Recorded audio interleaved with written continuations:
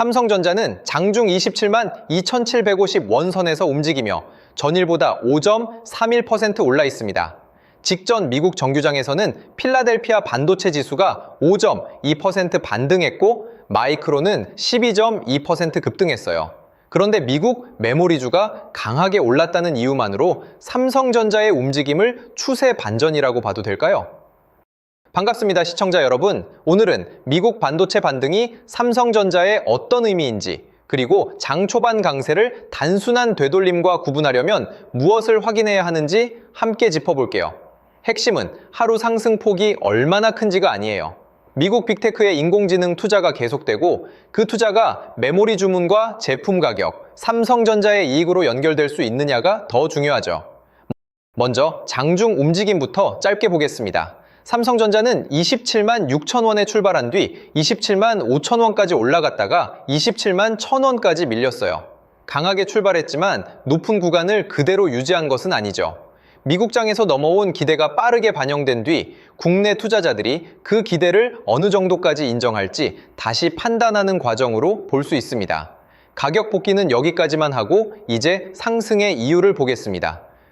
그럼 무엇을 읽어야 할까요? 시장 참여자들의 판단이 평소보다 훨씬 빠르게 바뀌고 있다는 점이에요.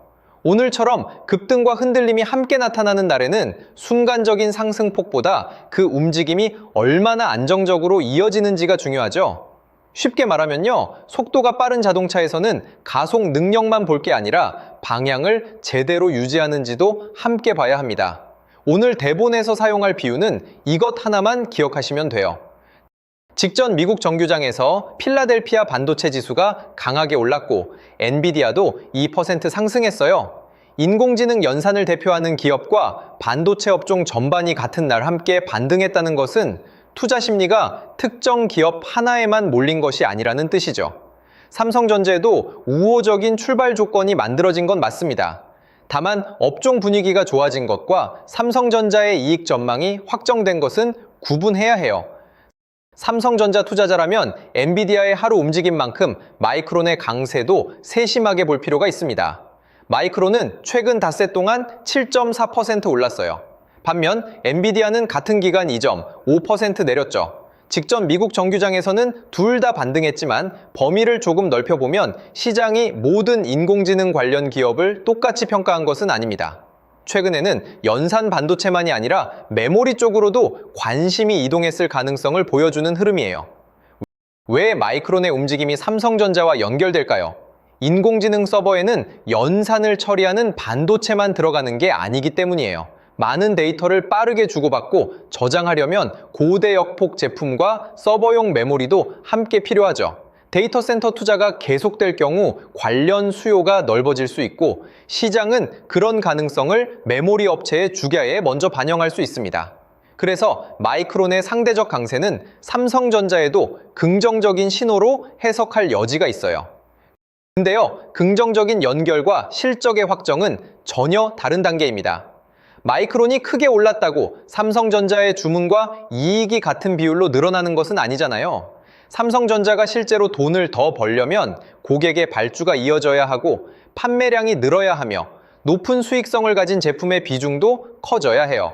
업황이 좋아져도 비용 부담이 함께 늘거나 경쟁이 심해져 판매 조건이 나빠지면 기대만큼 이익이 남지 않을 수 있습니다.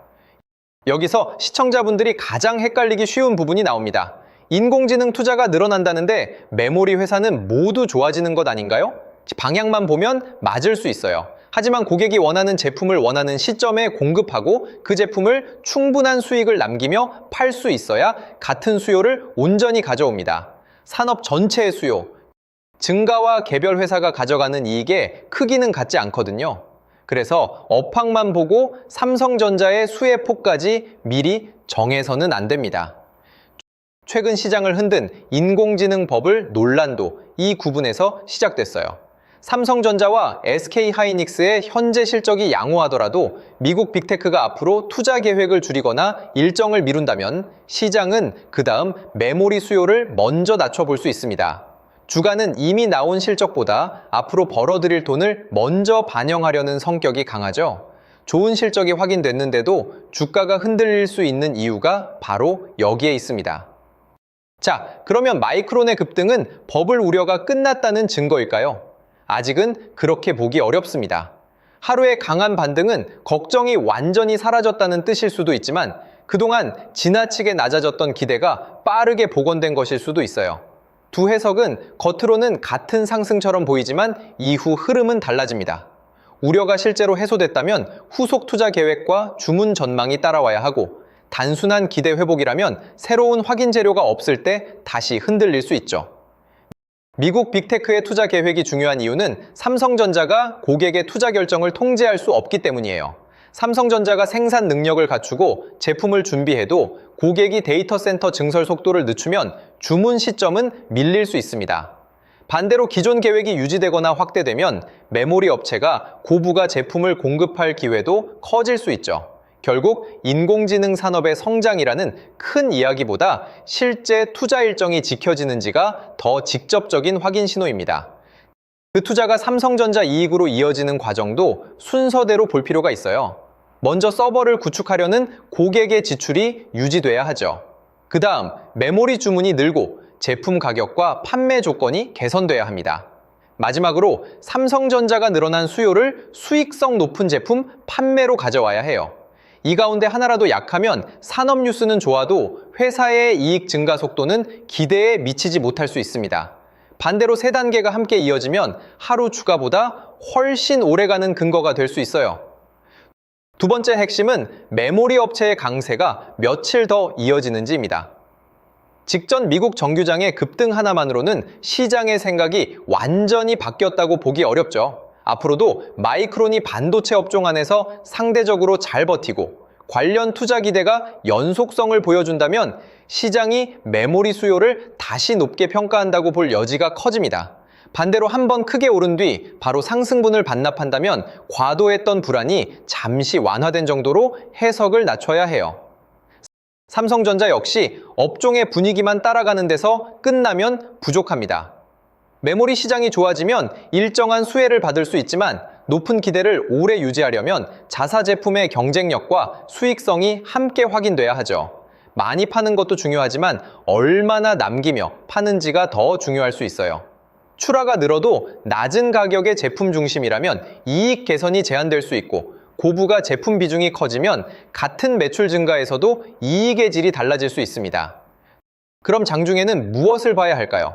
단순히 상승률이 더 커지는지만 볼 필요는 없습니다. 장 초반 높은 변동성을 거친 뒤에도 삼성전자가 상승 흐름을 얼마나 지키는지, 국내 반도체 업종이 함께 움직이는지 확인해야 해요. 한 종목만 잠깐 강한 것보다 업종 전반에 관심이 이어지는 편이 미국에서 넘어온 재료의 지속성을 판단하는 데 도움이 됩니다. 오늘 수급은 장 마감 뒤 확인해야 합니다. 좋은 포격처 여순 미국장을 반영하고도 국내 반도체가 반복해서 밀린다면 반대 해석도 준비해야 합니다. 이것이 곧바로 새로운 하락의 시작이라는 뜻은 아니에요. 다만 미국의 강한 재료가 국내에서 오래 유지되지 못했다는 의미가 될 수 있죠. 특히 지금처럼 지수 변동성이 큰 구간에서는 장 초반 급등이 이후 전체 방향을 보장하지 않습니다. 상승폭을 보는 것보다 흔들린 뒤 다시 회복하는 힘이 있는지를 보는 편이 낫습니다.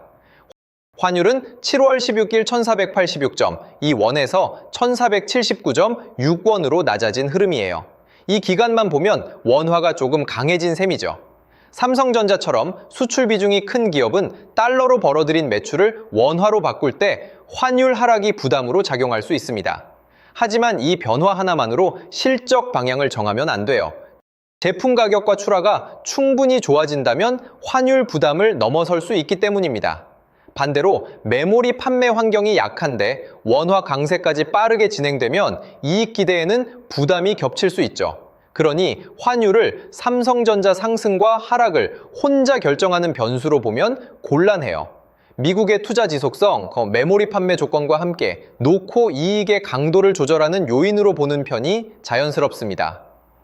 원화 흐름은 국내 증시에 들어오는 해외 자금의 판단에도 영향을 줄 수 있어요. 주가가 오르는 동안 원화 가치까지 좋아지면 달러 기준 수익에 도움이 될 수 있기 때문이죠. 그렇다고 며칠간의 환율 변화만 보고 자금이 추세적으로 돌아왔다고 확신할 수는 없습니다. 직전 거래일까지 삼성전자의 외국인 순매수가 들어온 것은 긍정적이지만 급락과 급반등이 반복된 만큼 한 방향으로 안정적으로 쌓이는지까지 봐야 의미가 커집니다. 직전 거래일까지의 흐름에서는 개인이 내놓은 주식을 다른 주체들이 받아간 모습도 확인됩니다. 이건 직전 거래일의 반등이 개인의 추격 매수만으로 만들어진 것은 아니라는 뜻에서는 의미가 있어요. 하지만 하루나 며칠의 숫자가 회사의 중장기 가치를 결정하지는 않죠. 시장이 빠르게 흔들리는 시기에는 매수와 매도가 날짜별로 크게 엇갈릴 수 있습니다. 중요한 것은 특정 하루의 큰 금액보다 이후에도 같은 판단이 이어지는가예요. 새로 들어가려는 분들은 미국에서 많이 올랐다는 이유만으로 장 초반 가격을 서둘러 따라갈 필요가 없습니다. 사이드카가 나올 정도로 선물과 프로그램 주문이 빠르게 움직이는 날에는 매수 직후에도 가격이 크게 흔들릴 수 있거든요. 장중 강세를 놓칠까 걱정하기보다 미국 빅테크의 투자 계획이 유지되는지, 메모리 업체의 상대적 강세가 이어지는지, 국내 반도체가 좋은 재료를 지키는지 순서대로 확인하는 편이 낫습니다. 이미 보유한 분들은 하루 반등을 보고 전량 매도와 추가 매수 중 하나를 급하게 고르지 않으셨으면 해요. 먼저 내 매수가와 계좌 안에서 삼성전자가 차지하는 비중을 확인해야 합니다. 같은 전망을 갖고 있어도 비중이 큰 사람과 여유 현금이 많은 사람의 대응은 달라야 하죠. 좋은 기업이라는 판단과 지금 내 계좌가 그 변동을 견딜 수 있는지는 별개의 문제거든요. 그럼 중심 질문에 대한 답을 정리하겠습니다. 미국 메모리주의 강한 반등은 삼성전자의 긍정적인 신호가 맞지만 아직 추세 반전의 확정으로 보기는 이릅니다. 미국의 인공지능 투자가 실제 주문으로 이어지고 메모리의 상대적 강세가 계속되며 삼성전자가 그 수요를 수익성 높은 판매로 연결해야 하기 때문이에요. 지금은 걱정이 완화될 가능성을 시험하는 단계로 보는 것이 가장 균형 잡힌 판단입니다. 확인 신호는 빅테크 투자 일정의 유지, 메모리 강세의 연속성, 국내 반도체가 장중 흔들림 뒤에도 흐름을 지키는지예요. 반대로 투자 축소나 일정 연기가 나오고 미국장이 좋았는데도 국내 반도체가 반복해서 밀리며 삼성전자의 수익성 개선이 따라오지 않는다면 기대를 낮춰야 합니다. 가격만 먼저 보지 말고 내 계좌의 비중을 확인한 뒤 이 세 가지 신호를 순서대로 점검하시기 바랍니다. 자, 그래서 지금부터 드릴 이야기가 진짜 핵심이에요. 지금 뭘 해야 할지 모르겠는 분들, 특히 주식 투자를 시작한 지 얼마 안 된 분들은 여기부터 꼭 집중해 주세요. 현재 시장을 보면 돈이 레버리지 상품 쪽으로 과하게 몰려 있습니다. 그동안 삼성전자와 SK하이닉스가 코스피 전체를 끌어올렸는데 여기에 레버리지 수급까지 복잡하게 얽히면서 주가는 올라갈 때 제대로 가지 못하고 내려갈 때는 훨씬 빠르게 밀리고 있어요. 이럴 때 가장 위험한 생각이 뭔지 아세요? 이렇게 많이 떨어졌으니까 조금만 기다리면 다시 오르겠지. 바로 이 생각입니다. 제가 썸네일을 조금 자극적으로 만들고 제목도 강하게 잡는 이유가 있어요. 좋은 이야기를 하면 사람들이 찾아서 봅니다. 그런데 조심해야 한다거나 지금 위험하다는 이야기를 하면 잘 보지 않아요. 보고 싶은 것만 보고 듣고 싶은 이야기만 들으려고 하죠. 하지만 주식시장은 내가 보고 싶은 방향으로만 움직여주지 않습니다. 지금 내 종목이 어디에 있고 내 계좌가 얼마나 위험한 상태인지 현실부터 제대로 봐야 해요. 그래야 손실이 더 커지는 걸 막고 다음 기회가 왔을 때 움직일 수 있습니다. 지금 기업들의 실적이 갑자기 무너진 건 아니잖아요. 반도체 전망도 여전히 살아있고 좋은 소식도 계속 나오고 있습니다. 그런데 주가는 어떻습니까? 좋은 뉴스가 나와도 하루를 버티지 못하고 다시 떨어져요. 잠깐 반등하나 싶으면 매물이 쏟아지고 이제 바닥인가 싶으면 또 저점을 깨버립니다. 조금이라도 주식을 해보신 분들이라면 지금 시장이 정상적으로 움직이고 있지 않다는 걸 느끼실 거예요. 이런 장에서 기업 하나만 믿고 계속 버티는 건 위험합니다. 좋은 회사와 지금 당장 주가가 오르는 회사는 다르거든요. 회사가 아무리 좋아도 시장에서 다시 사주는 돈이 들어오지 않으면 주가는 계속 눌릴 수 있습니다. 마이너스 10%에서 기다린 시간이 아까워서 버텼는데 마이너스 20%가 되고 거기서 또 본전 생각에 붙잡고 있다가 손실이 더 커지는 경우가 정말 많아요. 시장은 내가 얼마나 오래 기다렸는지 봐주지 않습니다. 그렇다고 지금 당장 전부 팔라는 이야기도 아니에요. 기다릴 종목은 기다려야죠. 다만 왜 기다리는지, 어느 가격과 어떤 신호까지 확인할 것인지는 알고 기다려야 한다는 겁니다. 같은 마이너스 20%라도 상황은 사람마다 완전히 다릅니다. 그 종목이 계좌에서 10%를 차지하는 사람과 70%를 차지하는 사람의 대응이 같을 수 없고요. 현금을 절반 남겨둔 사람과 이미 모든 자금을 넣은 사람도 똑같이 움직이면 안 됩니다.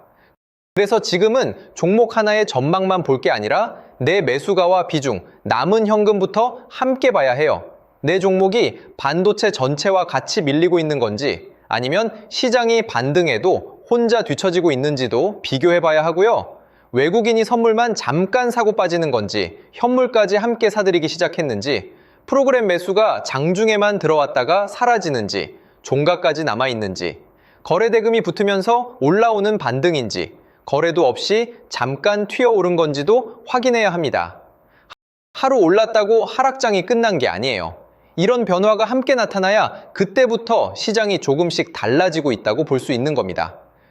그런데 이걸 매일 혼자 확인하기가 쉽지 않죠. 외국인 수급을 보라는데 어디에서 봐야 하는지 모르겠고, 프로그램 매매와 거래 대금을 확인해도 그 숫자가 좋은 건지 나쁜 건지 판단하기 어렵습니다. 거기에 내 종목까지 계속 떨어지고 있으면 마음이 급해져요. 지금이라도 팔아야 하나, 아니면 조금 더 사야 하나. 영상을 계속 찾아봐도 사람마다 말이 다르니까 오히려 더 혼란스러워지고요. 그래서 제가 지금 같은 장에서 뭘 먼저 확인하고 어떻게 대응해야 할지 막막한 분들을 위해 몇 가지 자료를 준비했는데요. 당장 하락이 더 나왔을 때 무엇부터 확인해야 하는지, 어느 신호까지는 기다려 볼 수 있고, 어떤 변화가 나타나면 비중을 다시 살펴봐야 하는지를 하락장 대응 가이드에 담아두었습니다. 그리고 그 기준을 내 계좌에는 어떻게 적용해야 할지 고민되는 분들을 위해 보유 종목 무료 진단도 함께 준비했어요. 보유 종목과 매수가 현재 손익과 비중을 바탕으로 한 종목에 돈이 너무 많이 몰려있지는 않은지, 시장보다 유독 약하게 움직이는 종목은 무엇인지, 지금 계좌에서 어떤 종목부터 살펴봐야 하는지 확인하실 수 있습니다. 종목마다 똑같이 물을 타거나 한꺼번에 팔기 전에 기다려볼 종목과 반등이 왔을 때 비중을 살펴볼 종목부터 나눠 보자는 겁니다. 현재 계좌를 어느 정도 점검했다면 그 다음에는 시장이 돌아섰을 때를 준비해야겠죠. 개별 종목에 다시 큰 돈을 넣기가 부담스러운 분들을 위해 반도체 YTF 매매 정보도 정리해 두었습니다. 같은 반도체 YTF처럼 보여도 삼성전자 비중이 높은 상품이 있고 SK하이닉스 움직임을 더 크게 따라가는 상품도 있어요. 국내 반도체 전체에 나눠 투자하는 상품도 있고요. 각 상품이 무엇을 담고 있는지, 변동성이 큰 지금은 어떤 흐름을 확인한 뒤 관심을 높여야 하는지 비교해서 보실 수 있습니다. 하락장이 끝난 뒤 시장의 돈이 먼저 향할 만한 후보도 미리 살펴볼 수 있도록 하락장 종료 후 급상승 히든 종목 자료까지 함께 준비했습니다. 그냥 많이 떨어져서 싸 보이는 종목을 모아둔 건 아니에요. 시장이 흔들리는 동안에도 실적이 유지되고 있는지, 외국인과 기관의 자금이 완전히 빠져나가지는 않았는지, 같은 업종 안에서 상대적으로 잘 버티고 있는지를 보고 추려낸 후보들입니다. 시장이 돌아선 뒤 이미 급등한 종목을 뒤늦게 따라가지 않으려면 하락이 끝나기 전부터 이런 종목들을 보고 있어야 하거든요. 다만 자료를 한번 확인했다고 시장이 그대로 멈춰 있는 건 아니잖아요. 오늘까지 버티던 가격이 내일 무너질 수도 있고, 계속 팔던 외국인이 갑자기 현물과 선물을 함께 사들이기 시작할 수도 있습니다. 그래서 그날그날 달라지는 시황과 가격 변동성까지 이어서 확인할 수 있도록 주도주 알림센터도 같이 열어두었습니다. 레버리지로 꼬였던 수급이 조금씩 풀리는지, 외국인 자금이 다시 들어오는지, 반도체에서 빠져나온 돈이 어느 업종으로 향하는지를 시장 변화에 맞춰 살펴보실 수 있어요. 여기까지 말씀드린 자료들 100% 무료로 여러분들께 공유 드릴 겁니다. 자료 보시는 방법 정말 간단하고요. 우선 채널 구독과 영상 좋아요 한 번씩 꾹 눌러주세요. 그리고 영상 아래 설명란 링크나 고정 댓글에 있는 링크를 누르면 신청 페이지가 나오는데요. 원하시는 자료를 눌러주시고 간단한 정보만 입력해주시면 완료가 됩니다. 다른 채널들처럼 신청하시면 연락드리겠다, 순차적으로 자료를 보내드리겠다, 이런 식으로 말하면서 자료도 안 주고 연락도 안 주는 채널이 있는 것 같은데요. 저는 여러분들이 신청을 끝내는 순간 바로 무료 자료가 열리고요.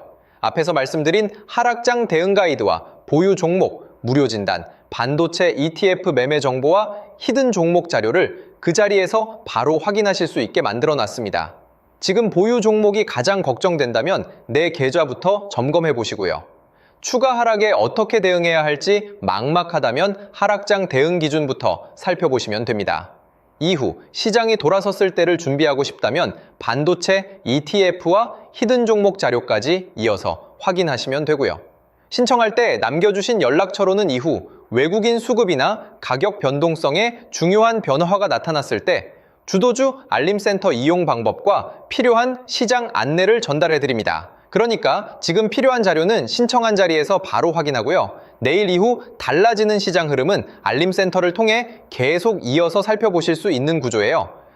자, 여러분들 이미 발생한 손실을 없었던 일로 만들 수는 없습니다. 하지만 여기서 계속 아무런 기준 없이 기다릴지 아니면 내 계좌부터 확인하고 다음 대응을 준비할지는 지금 결정할 수 있어요.